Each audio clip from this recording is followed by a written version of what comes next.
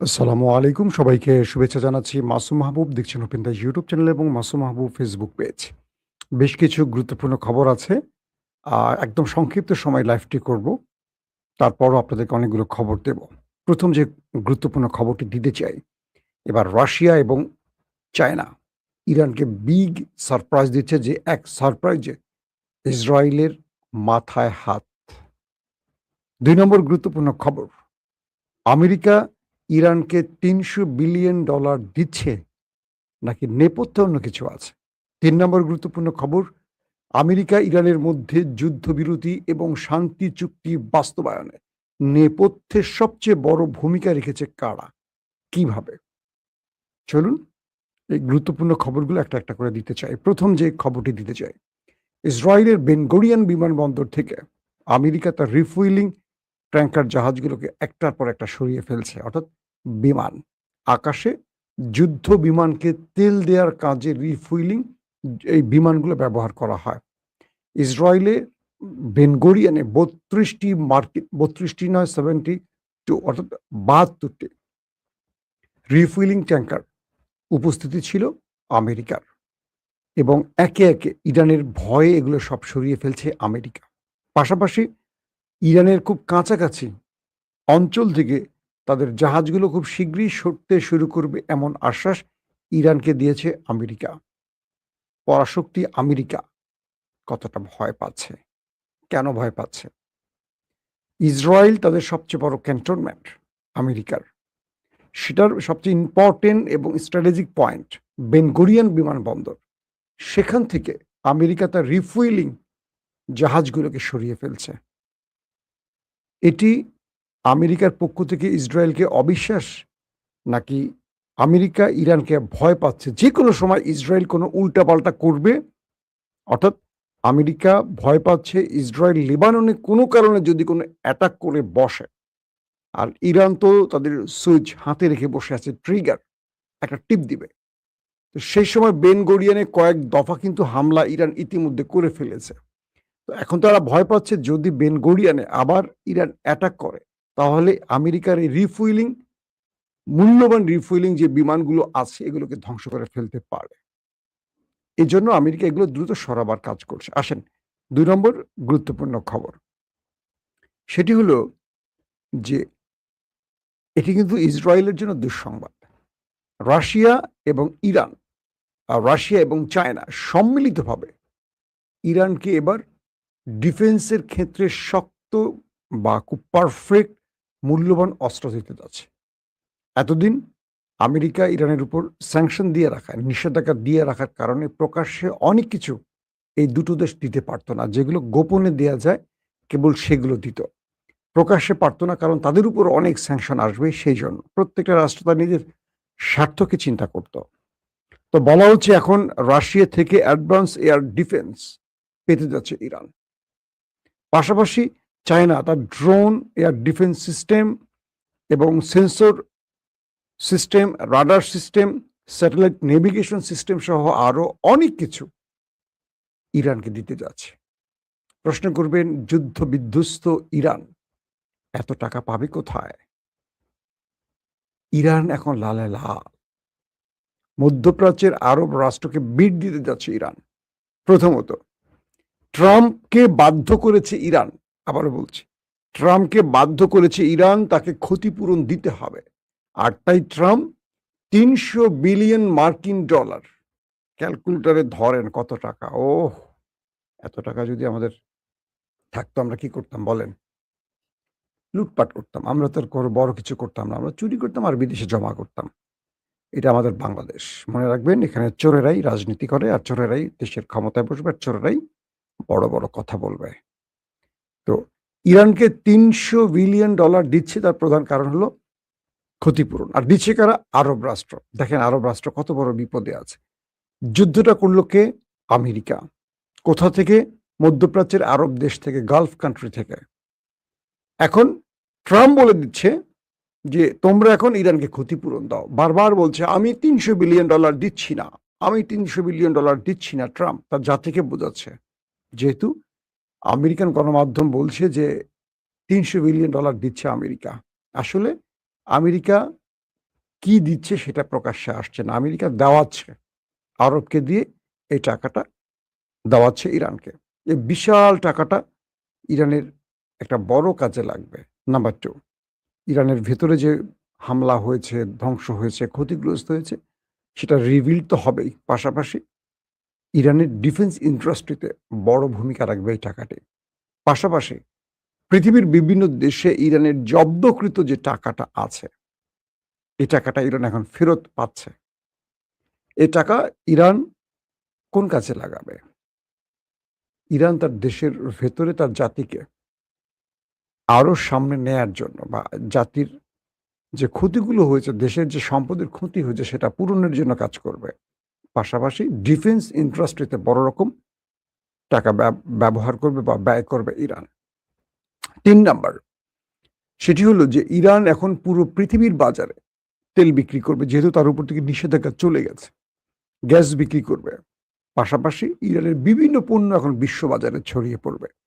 ইতিমধ্যে বহু দেশ ইরানের সাথে লেনদেন বা বাণিজ্যিক সম্পর্কের জন্য ইরানের সাথে যোগাযোগ শুরু করে দিয়েছে। একটা বিশাল অর্থনৈতিক ফ্লো তৈরি হবে ইরানে। এখন ইরানকে আর অর্থনৈতিকভাবে কেউ চাপে ফেলতে পারবে না। এই টাকাগুলো ইরান তার দেশের বাইরেও ব্যবহার করবে, যেমন হিজবুল্লাহকে আধুনিক অস্ত্র দেওয়ার ক্ষেত্রে এবং ইয়েমেনের হুতিদেরকে আরো বেশি মূল্যবান অস্ত্র দেওয়া, ট্রেনিং দেয়া বা তাদের ভেতরের যে অবস্থাগুলো অর্থনৈতিক সংকটের কারণে এগুলোকে এখন ইরান মোকাবেলা করবে এবং বলা যায় ইসরায়েলের বিরুদ্ধে একটা শক্ত প্রক্সি বাহিনী এখন ইরান তৈরি করতে যাচ্ছে। এটা হলো ইসরায়েলের সবচেয়ে বড় মাথা ব্যথার কারণ। মার্কিন যুক্তরাষ্ট্রের ইরান ডিলে সবচেয়ে বেশি ক্ষতিগ্রস্ত হয়েছে কিন্তু ইসরায়েল নামক দেশটি। এতদিন আমরা দেখেছি ইসরায়েল মানে লেজ কুকুরকে নেড়েছে, অর্থাৎ ইসরায়েল আমেরিকাকে নেড়েছে। এখন আমরা যে বিষয়টি দেখলাম যে এই যুদ্ধ বিরতির পর শান্তি চুক্তিতে আমেরিকাকে ইরান এমন এক চিপায় ফেলে দিয়েছে যে চিপা থেকে ইরান পুরো লাভটা তার ঘরে তুলেছে।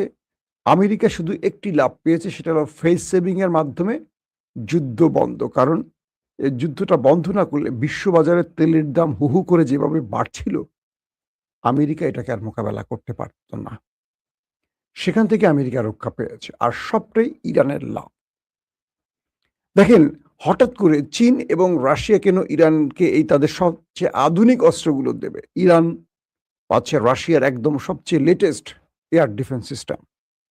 রাশিয়া দিচ্ছে, চীন দিচ্ছে তাদের ড্রোন দিচ্ছে, তাদের এয়ার ডিফেন্স দেবে, ইলেকট্রনিক ওয়ারফেয়ারের আরও যেসব বিষয়বস্তু আছে সেগুলো পাবে, সেন্সর সিস্টেম পাবে, রাডার সিস্টেম পাবে, স্যাটেলাইট নেভিগেশন, অর্থাৎ কোথায় আক্রমণ করতে হবে, কোথায় আমেরিকা বা ওই দখলদারদের টার্গেট আছে, কোথায় তারা অ্যাটাক করছে, এই সমস্ত বিষয়গুলো যেগুলো এতদিন ইরান ব্যবহার করেছে রাশিয়া এবং চীন থেকে, এগুলো এখন ইরান নিজে পেতে যাচ্ছে।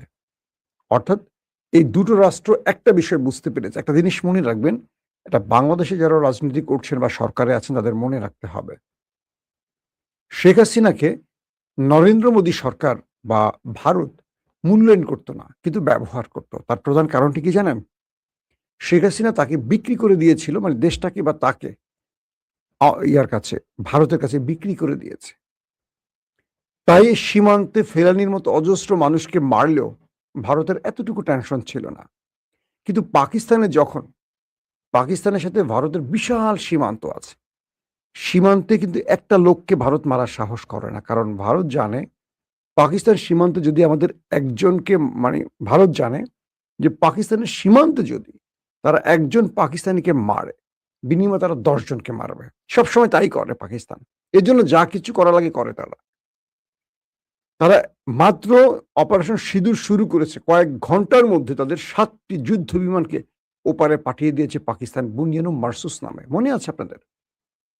এবং তারা সেই দেশটির ভেতরে ঢোকে তাদের ব্রাহ্মস মিসাইল স্টোরেজ ধ্বংস করেছে। তাদের ভারতের বহু স্থানে অ্যাটাক করে পাকিস্তান তাদের F-16 দিয়ে অ্যাটাক করে চলে আসছে। সেই যারা এই বিমানটির মানে পাইলট ছিল, ভারতের মধ্যে অপারেশন করেছিল, সেই পাইলটদের একটা টিম কিন্তু বাংলাদেশে এসেছিল আমাদের বিমান বাহিনীকে প্রশিক্ষণের জন্য। একটা ভালো সুসংবাদ ফাঁকে আপনাদের দিয়ে দিলাম। তো এখন বিষয়টা হলো এরকম বর্তমান সরকার যদি ভারতকে তোয়াজ করে চলে, ভারত আমাদেরকে মানে কি বলবো টিস্যু মনে করবে, জুতোর তলা মনে করবে। আমরা যদি ভারতকে বিট করে চলতে পারি, আমরা যদি ভারতকে বলতে পারি যে তোমার রাষ্ট্র বড় হতে পারে, শক্তি বড় হতে পারে, আমি এটা রাষ্ট্র হতে পারে, আমার জনগণ কম, কিন্তু আমার সাথে সম্মানের সাথে আচরণ করবে। ইরান তার চেয়ে কতগুণ বড় আমেরিকা, বিশ্ব শক্তি আমেরিকাকে একটা মধ্যপ্রাচ্য কেন্দ্রিক আঞ্চলিক শক্তি মোকাবেলা করতে গিয়ে দুটো রাষ্ট্র, ইসরায়েল আমেরিকা, পাশাপাশি গালফ কান্ট্রি, আরো ধরেন 8-10টা দেশ, সবাইকে একা ইরান লড়াই করেছে। এই লড়াইতে ইরান বিজয় লাভ করেছে, যে জন্য ইরানের সব শর্ত মানতে হয়েছে আমেরিকাকে। আজকে যা দেখছেন পর্দার সামনে সবগুলো কিন্তু ইরান বাধ্য করেছে। তো বাংলাদেশকে এই ক্ষেত্রে খুব দুর্দান্ত কিছু সিদ্ধান্ত নিতে হবে। যেমন বাংলাদেশের সামরিক খাতকে উন্নত করতে পারে কি ভালো প্রশিক্ষণ দেওয়া, ভালো অস্ত্র দেওয়া চীন, পাকিস্তান, তুরস্ক। ভারত আমাদের কখনো দেবে না। ভারত আমাদের সারা জীবন কোণঠাসা করে রাখবে। তারা চাইবে না প্রতিবেশী দেশ কখনো শক্তিশালী হোক সামরিক ক্ষেত্রে, অর্থনৈতিক ক্ষেত্রে, সামাজিক ক্ষেত্রে, রাজনৈতিক ক্ষেত্রে, ধর্মীয় ক্ষেত্রে। তারা দমন করে রাখবে আমাদের শোষণ করার জন্য। এটা সবাই জানে, এটা হাসিনাও জানে, এটা বিএনপিও জানে। কিন্তু ক্ষমতার প্রশ্নে অনেকে আপোস করে ফেলে। তো এখন যেটা তারেক রহমান কি জানেন না যে 15.5 বছর ভারত হাসিনাকে পালছে, বিএনপিকে বসতে দেয়নি। বিএনপিকে বসিয়েছে কে? বাংলাদেশের ছাত্র জনতা, কৃষক, শ্রমিক, দিনমজুরেরা। সো তারেক রহমানের ঋণটা হলো তাদের কাছে, ভারতের কাছে নয়, এস্টাবলিশমেন্টের কাছে নয়। আসেন, তো এই মুহূর্তে যে বিষয়গুলো আলোচনায় আসছে যে ইরান এবং পাকিস্তানের ইরান এবং আমেরিকার মধ্যে নেপথ্যে আসলে কাজ করেছেন কে? প্রথম দফায় আমরা দেখেছিলাম পাকিস্তান। পাকিস্তানের প্রতিবেশী বা পাকিস্তানের সমর্থক হিসেবে দুটো দেশ কাজ করেছে, একটি তুরস্ক, একটি মিশর। কিন্তু শেষে যখন বারবারই ইরান গো ধরছিল যে না ট্রাম্পের সব দাবি সে মানবে না, এটা মানবে না, ওটা মানবে না, এটা মানবে না, একটার পর একটা, ট্রাম্প তখন বিপাকে পড়ে তখন ট্রাম্প চলে গেছে কার কাছে? Sheikh Tamim bin Hamad Al Thani, অর্থাৎ কাতারের কাছে। কাতারের সাথে গোপন বা প্রকাশ্যে ইরানের ভালো সম্পর্ক আছে, আপনারা জানেন। কাতারে কিন্তু ইরান কয়েক দফা হিট করেছে, কিন্তু কোথায় করেছে? সব আর্মির মানে আমেরিকান সেনাবাহিনীর পজিশনগুলোতে, তাদের সম্পদের উপর, তাদের ঘাঁটিগুলোকে, তাদের বিভিন্ন স্ট্র্যাটেজিক পয়েন্টগুলোতে অ্যাটাক করেছে কে? ইরান। তো শেষ পর্যন্ত এই কাতার, ইরানের এবং আমেরিকার মধ্যে যে মধ্যস্থতা, যেটা সুইজারল্যান্ডের জেনেভায় অফিসিয়ালি অ্যানাউন্সের মাধ্যমে হতে যাচ্ছে, এটার মূল কারিগর ছিল কাতার। আর আসিফ মনির আজকে ফিনান্সিয়াল টাইমে দেখলাম, আমেরিকান গণমাধ্যমে ফাইন্যান্সিয়াল টাইম এই খবরটি তারা একটা প্রতিবেদন আকারে প্রকাশ করেছে। সেখানে তারা বলছে যে ডোনাল্ড ট্রাম্পের পক্ষ থেকে যিনি কাজটি করেছেন তিনি জেডি ভেন্স নন, তিনি হলেন পাকিস্তানের সেনাপ্রধান আসিফ মনির। মূলত তিনি আমেরিকার পক্ষ নিয়ে ইরানের সাথে দুতিয়ালি করেছেন, আর তিনি সেখানে শাহবাজ শরীফ এবং মহসিন নাকভিকে ব্যবহার করেছেন, একজন প্রধানমন্ত্রী, একজন স্বরাষ্ট্রমন্ত্রী। আর তুরস্ক চেয়েছিল কোনোভাবে ইরান যেন এই যুদ্ধে হেরে না যায়। তার সাথে তার ভৌগোলিক অনেক বিরোধ থাকলেও, কারণ এই যুদ্ধটা শুধু ইসরায়েল, এই যুদ্ধটা ইরান আমেরিকার নয়, এই যুদ্ধটা ছিল ইরানের সাথে ইসরায়েলের। কারণ ইরান এই যুদ্ধে হেরে গেলে দ্বিগুণ শক্তি নিয়ে ইসরায়েল নামবে তার গ্রেটার ইসরায়েল তৈরিতে, আর সেখানে তাদের টার্গেট ইসরায়েল, কি বলে তুরস্ক। তো তুরস্ক নেপথ্যে বসে, যেহেতু আমেরিকান মিত্র বা ন্যাটো সদস্য, তারা প্রকাশ্যে ইসরায়েলের বিরুদ্ধে কথা বললেও আমেরিকার বিরুদ্ধে বলতো না। প্রতিদিন এরদোয়ান নেতানিয়াহুকে ধুয়ে দিত। এবং যখন এই যুদ্ধটা চলছিল তুরস্ক তখন তারা কি করছে? তাদের সেই জাহাজগুলোকে মানে ইউরোপ দুনিয়াকে নিয়ে, ইউরোপের বিভিন্ন সামাজিক সংগঠন, শিল্পী, সাহিত্যিকদেরকে দিয়ে ফিলিস্তিনের সাহায্যের নাম করে ইসরায়েলের উপর চাপ বৃদ্ধি করে। এই ফাঁকে ইসরায়েল যখন একটু দিকে নজর দেয়, ওখান থেকে ইরান আবার ইসরায়েলে অ্যাটাক করার সুযোগটি পায়। অর্থাৎ কৌশলে তুরস্ক ইরানের পাশে দাঁড়িয়েছে একটু ঘুরিয়ে পেঁচিয়ে। প্রকাশ্যে তারা দাঁড়ায়নি, কারণ আন্তর্জাতিক অনেক খেলা আছে এজন্য। এবং ইরান তুরস্কের এই অবদানকে হয়তো মনে রাখবে, যদি না রাখে সেটা হয়তো তারা সামনের দিনে অনেক বড় ভুল করতে পারে। তো এক্ষেত্রে আরেকটি ব্যাপার হলো যে চায়না এবং রাশিয়া তারা এখন প্রকাশ্যে ইরানের পক্ষে নাম, বাট ব্যালেন্স রাখবে, কারণ ইসরায়েলের সাথে তাদের সখ্যতার সম্পর্ক, বাণিজ্যিক সম্পর্ক আছে। কিন্তু চায়না এবং রাশিয়া একটা বিষয় বুঝেছে, সেটা কি জানেন? যে ইরান তাদের জন্য অনেক বড় কাজ করে দিয়েছে। কারণ আমেরিকা সাথে রাশিয়া এবং চায়নার যুদ্ধে জড়ালে বিশ্বে অনেক বড় কিছু ভূমিকম্প হয়ে যেত। আজকে ইরান যে যুদ্ধটা চালিয়েছে, দুটো দেশে প্রক্সি হয়ে চালিয়েছে ধরে নেন। এই প্রক্সি রাষ্ট্র ইরান, চায়না আমেরিকার কাজটা করতে গিয়ে অনেক ত্যাগ স্বীকার করেছে, অনেক কি বলবো, ক্ষতিগ্রস্ত হয়েছে। কিন্তু অনেক বড় সারপ্রাইজ বিশ্বকে ইরান দিয়েছে। আমেরিকার যেই অহংকারের চাদরটা খুলে ফেলে দিয়েছে ইরান। এখন ইরানকে আরবরা, যেমন কাতার, কাতার তো ইরানকে বলেই দিয়েছে যে ইসরায়েল আগামী দিনে আমাদের জন্য সবচেয়ে বড় থ্রেট ইসরায়েল। সৌদি আরবও বুঝতে পারছে আগামী দিনে সবচেয়ে বড় থ্রেট ইসরায়েল। তাই ইরানকে তারা এখন যতটুকু পারুক সাপোর্ট দিবে, কারণ ইরানকে তারা এখন শক্তিশালী করবে ইসরায়েলের সামনে ভ্যানগার্ড হিসাবে। অর্থাৎ ইসরায়েল যেন আরবের টাচ করতে না পারে, যেহেতু আরবের টাকা আছে কিন্তু আরবের শক্তিশালী মেরুদণ্ডশীল কোনো সেনাবাহিনী নেই। অস্ত্র আছে কিন্তু ব্যবহারকারী তেমন এক্সপার্ট কেউ নেই, সাহস নেই। এটা আছে ইরানের। তো ইরান এখন যে কাজটি করবে, আরবকে রক্ষা করবে। আরব তাদের সাথে বাণিজ্যিক সুসম্পর্ক তৈরি করবে এবং অভ্যন্তরীণভাবে, যেমন আরব আমিরাতের সাথে গোয়েন্দা চুক্তি হচ্ছে ইরানের। পাশাপাশি সৌদি আরবের সাথে বেশ কিছু চুক্তি হতে যাচ্ছে ইরানের।